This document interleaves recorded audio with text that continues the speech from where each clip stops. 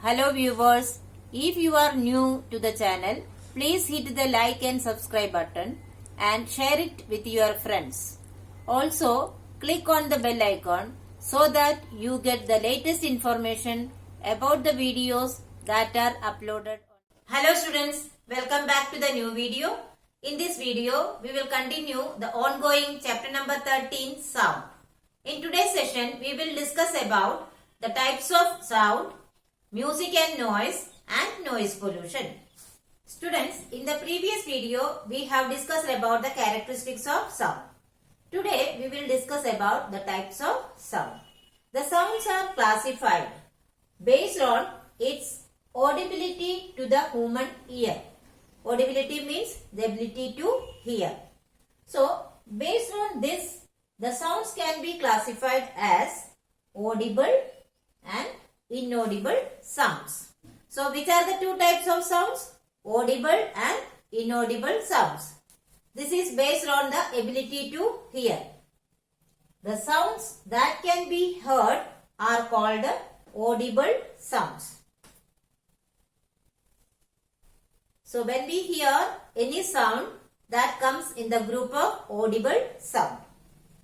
Sounds that cannot be heard are called inaudible sounds. So, the sounds that may be there but we are not able to hear, that type of sounds are coming under the group inaudible sounds. Further, students, you know that the vibrating bodies produce sound. So, all vibrating bodies produce sound, and also the frequency of the sound produced is equal to the frequency of the vibration produced by the vibrating body. So, we can say that if a vibrating body creates more than 20 vibrations per second, it is capable of making an audible sound. What does it mean?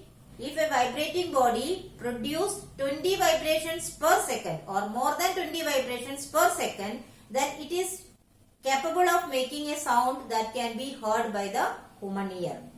And also, if the vibration is more than 20,000 per second, it is not audible to the human ear.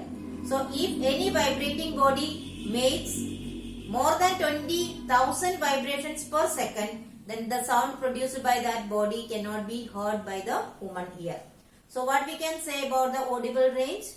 Between 20 vibrations per second to 20,000 vibrations per second.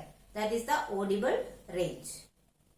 So, we can say that the range of audible sound is from 20 Hz to 20,000 Hz, and this range is known as sonic range. So, the range of 20 Hz to 20,000 Hz is known as sonic range or audible range. The range of sound below 20 Hz is known as infrasonic range.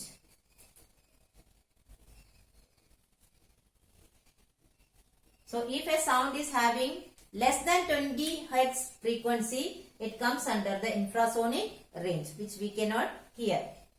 The range of sound above 20,000 Hz is known as ultrasonic range or ultrasound.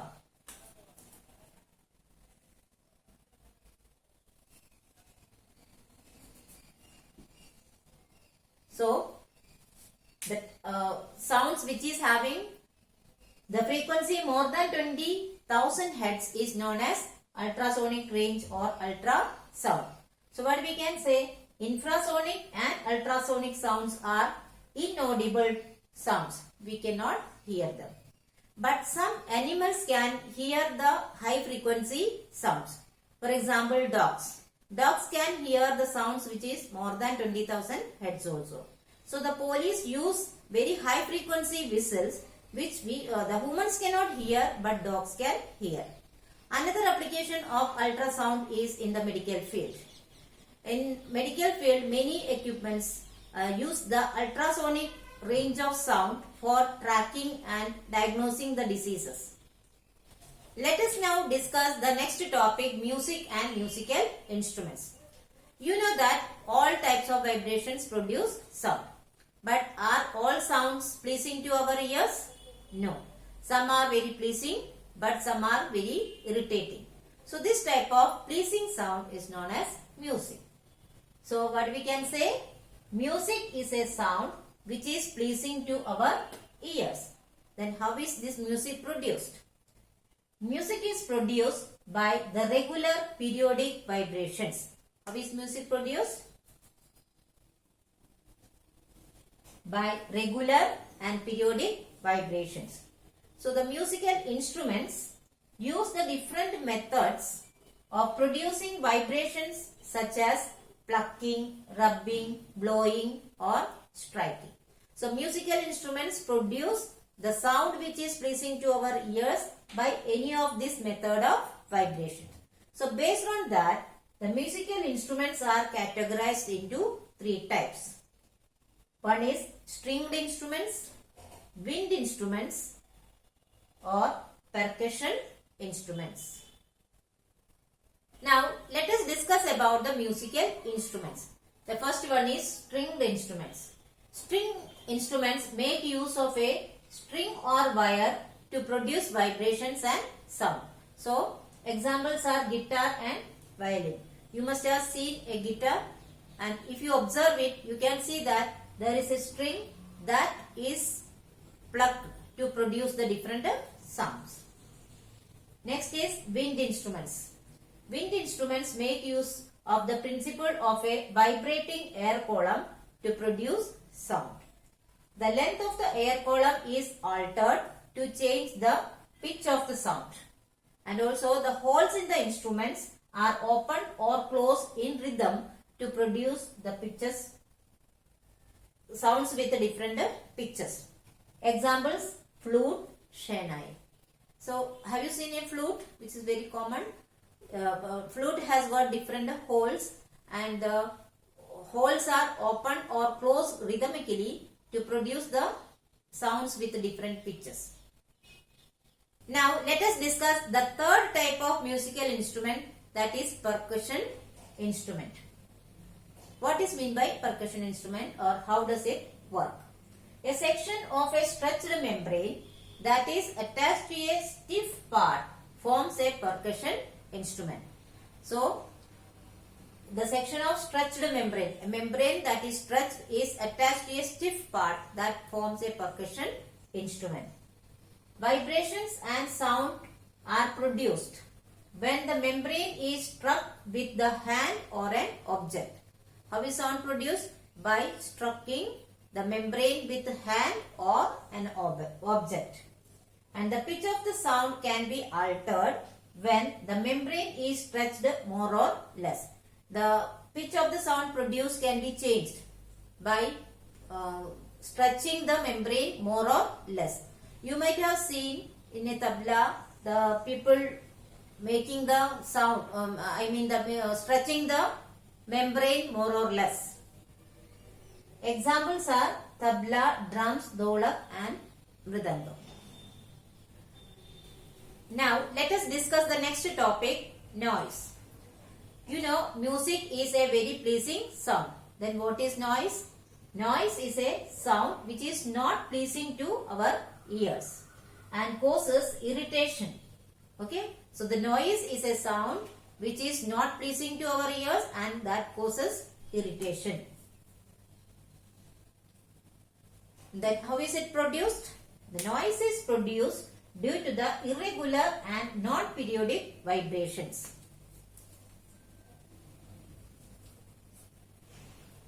So noise is produced due to the irregular and non-periodic vibration. You have seen that music is produced by the rhythmic vibrations, whereas noise is produced by the irregular non-periodic vibrations. Examples of noise: sounds in factories, sounds of aircraft, thunder, firecrackers, people shouting, etc. All these sounds are very irritating and very not pleasing at all. We can see that the sound level which is comfortable for the human ear is about 60 to 65 decibels.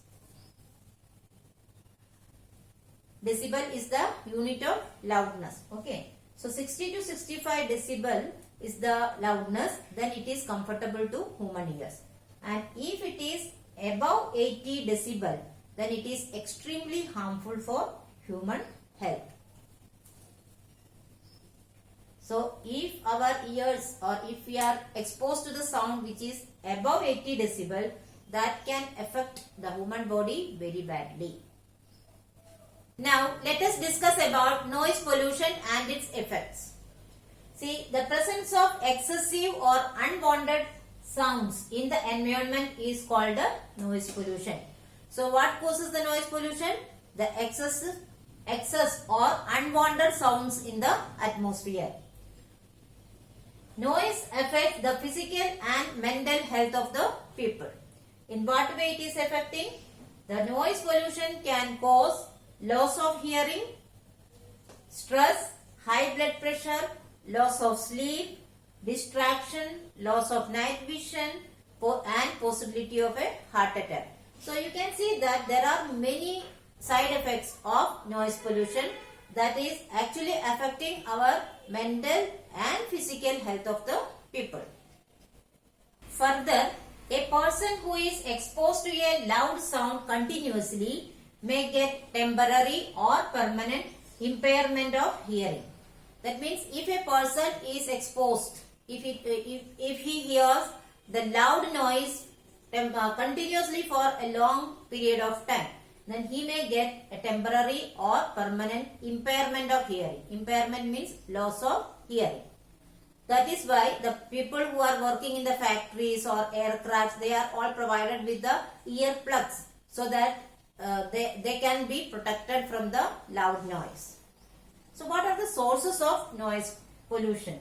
The sources of noise pollution include road traffic, jet planes, trains, construction sites, factories, use of loudspeakers, bursting of crackers, as well as noise from radio and television.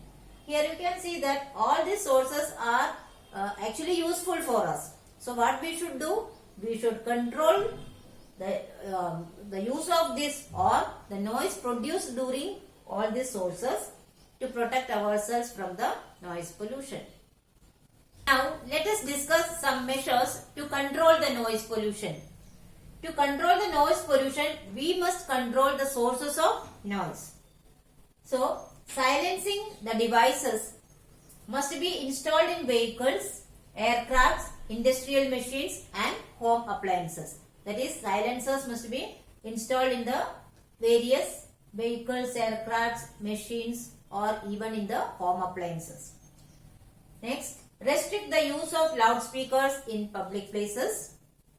Next, noise producing industries must be set up away from the residential areas. That is also one of the very good measure to control the noise pollution. Then creating silent zones around hospitals and schools. That cause lots of the noise cause lots of trouble to the patients in the hospitals and even in the schools. So there must be a silent zones around these two places.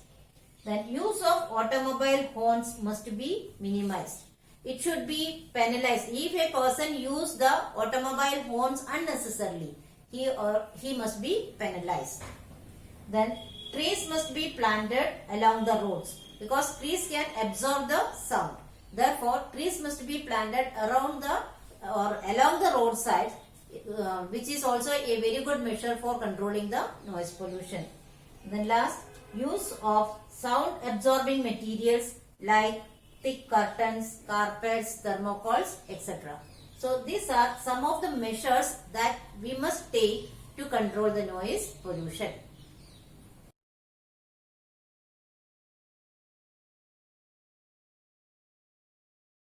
So students, I hope you have understood the topics very well. But still, if you have any doubt, you can write in the comment section. I will surely try to solve it as early as possible. Here are some review questions. Please solve it in your notebook. Thank you.